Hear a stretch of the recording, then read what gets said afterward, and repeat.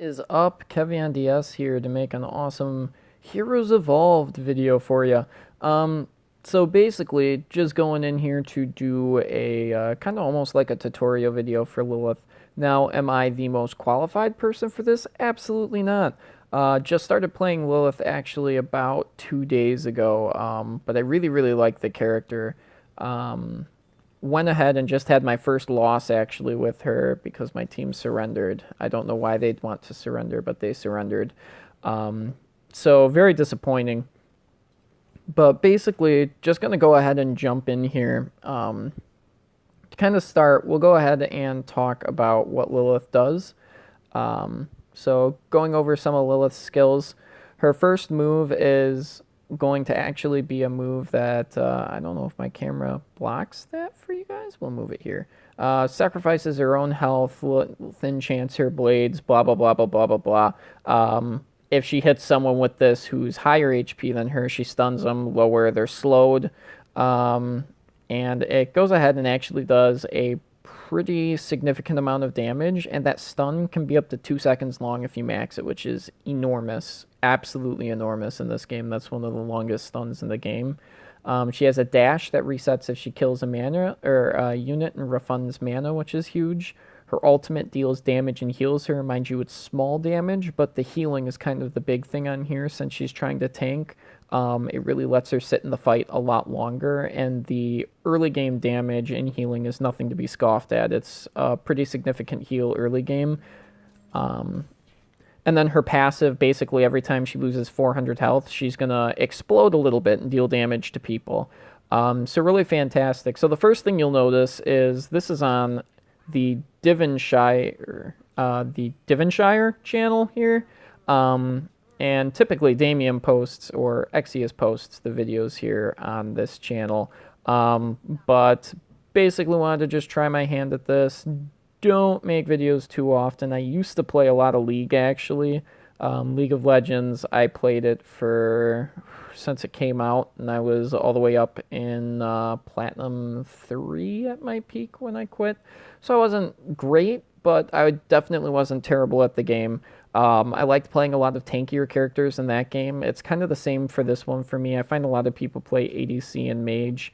So I really like playing that tank role because your team's almost always lacking it, to be quite honest. Same with support. Tank and support are really where I thrive a little bit here. So we're going to move the camera to here because that's where we're going to need it. I don't know if this is where it'll show for you guys, but my camera moves around a lot. That's kind of needed for the game. So, woo. Oh, by the way, every time you see my thumb do this during the game, I'm touching the minimap to go look around at something. I've got the minimap up by my camera right now, so in order to tap it, I kind of have to cover the camera. But, so basically just moving in here, when you're playing Lilith, you'll want to start with this move. One thing to remember, Lilith is garbage early game. As far as skirmishes go, she doesn't perform very well, in my opinion. Her damage is kind of lacking. Her ability to fight is slightly subpar. She really doesn't take off until you hit level 2 or 3. Once you hit level 2 or 3, she gets to be a lot more significant in the game. She's going to be able to do a lot more damage, and it makes her feel a lot more fun as well, because you're not struggling so much to keep up in the fight. Until then, you're really going to want to focus on farming using her dash skill because you do get that reset. You do get the mana back, so it's not really a big cost to go ahead and farm with it.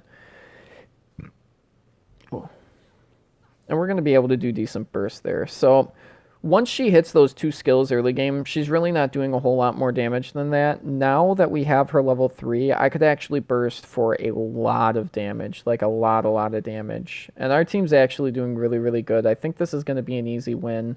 I think after this game, my win rate with Lilith is going to be a little over 80% because I do have a pretty good win rate with her right now, and I totally screwed that up. Had I dashed in like I was supposed to, we'd have gotten the double. Oh, we still might.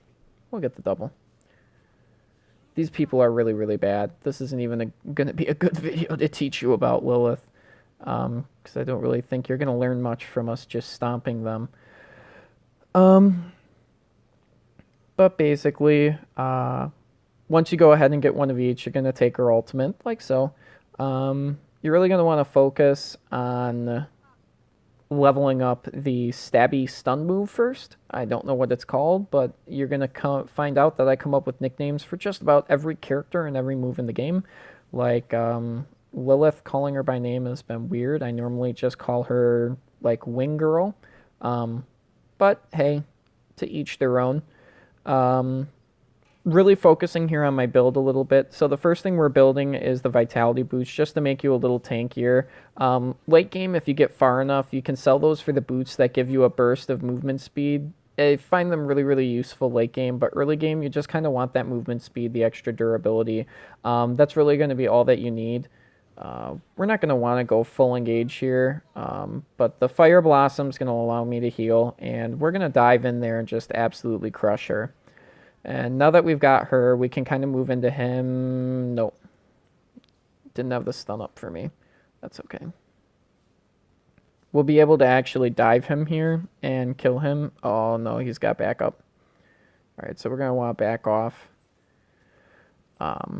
The second move item I'm going to get after the Vitality Boots is I'm going to move into getting the sword that does Burnie damage per second for people nearby you.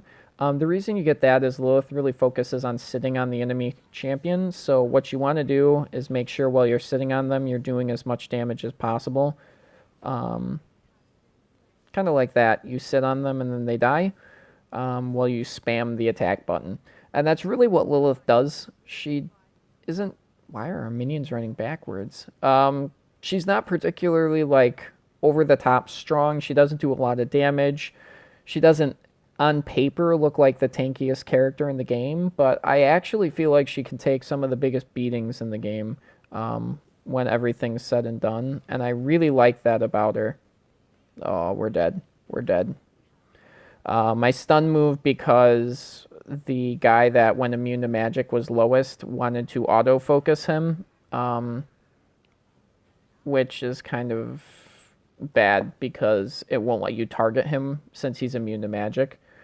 The good news is here we're so far ahead, it doesn't really matter. I'm 2-1-3. This game's pretty much over already. I can pretty much dive into her even though I don't do a lot of damage and just instantly kill her. And you can see that reset on the dash is really, really nice for farming because as long as you're using it well, you can basically guarantee you're going to get every last hit you go for. Pyrus is going to try and kill our hero here, but I'm just going to dash in and save her. And that's a kill. Like I said, early game, this character is a monster, and it lets her get ahead for the middle game and the late game pretty hard as long as her team does all right. And this is kind of a snowball game where if somebody can get ahead early on, you can really take the game. So we maxed out her stun first, as you can see, and we've got that sword there. So the next thing you're going to see me building, I believe, is the Frost Hammer, if I remember correctly. And when I say the Frost Hammer, I mean, I guess it's a lightning hammer in this game. When you use an ability, your next hit's going to slow and deal bonus damage. It's a really nice item. It does good damage for your character. It makes you tanky. Oh no, we're getting the heart that heals your max HP per second. That's what we're getting. My mistake. Oh, I used the wrong move. I meant to dash at her, but that's okay. We'll dash at this guy. Alright, next thing we're going to max is actually her passive. The reason we're maxing her passive is because her dash doesn't really do a lot of damage, and although you could reduce the cooldown of the dash by leveling that up, you're really using it to reset a lot. On the minions, you don't need it to particularly be a high level, and it doesn't do a significant amount of damage. So we really don't need to focus on maxing that one so much right now, because we can auto-reset that cooldown, so it having a higher cooldown isn't terrible. What we really want to focus on is maximizing our burst damage for when we dive in, we take a bunch of damage, and then, you know, the enemy team tries to sit on us. We're going to sit on them. So right now, you build all tank items on this character, and she actually does a very significant amount of damage for it. Yeah, my team does need the ward. I've been slacking. I haven't placed, I think, a single ward yet. So that's me playing bad. But their green buff is up, and this guy's dead. Boom. And you see there how much that burst from that ability really is. It's a lot of damage. And I'm going to give her that kill. Oh, did she live? Male? No, male Diana didn't live. I really like that skin, by the way. I think Exius calls it Dylan, the Dylan skin. I really, really like that skin. I thought it was a really cool gender swap skin. I know they've done it with a couple of characters. I find them to be really unique, and I don't think a lot of other MOBAs have skins like that, at least none that I've played. I think that's nifty. I do have to go ahead and say that it makes it sometimes confusing to know who you're up against if you're new to the game. I had a couple of games when I first started this that I just had no idea who I was playing against because the skins can make characters look so different in this, which is both cool and confusing. So it really took a while for me to figure out what I was doing. But now that you kind of get used to it, it's really nice. So this third item we're building now is the Mace of Judgment. I had to actually look at the name and cheat there. So that way we do bonus damage when we go ahead after spell use. So that way we can dash, bonus damage. We can stun, bonus damage, slow, ulti, bonus damage, slow. And you're really going to try and chain those together to maximize your utility. So right now I can stand in the tower and really not have to worry about dying because of how tanky I get. The tower is really not going to be hard. And late game, you can actually tank Zakar at this point without any... Oh, we already won. So I guess that's your Lilith tutorial. Just to kind of go over what the rest of my build would have been so that way you guys know. And then kind of I'll go over my runes now that the game is over just to give you a little bit of a heads up on that. But... woohoo, we won. Only got 6 points, but, you know, it's 6 points. It's something.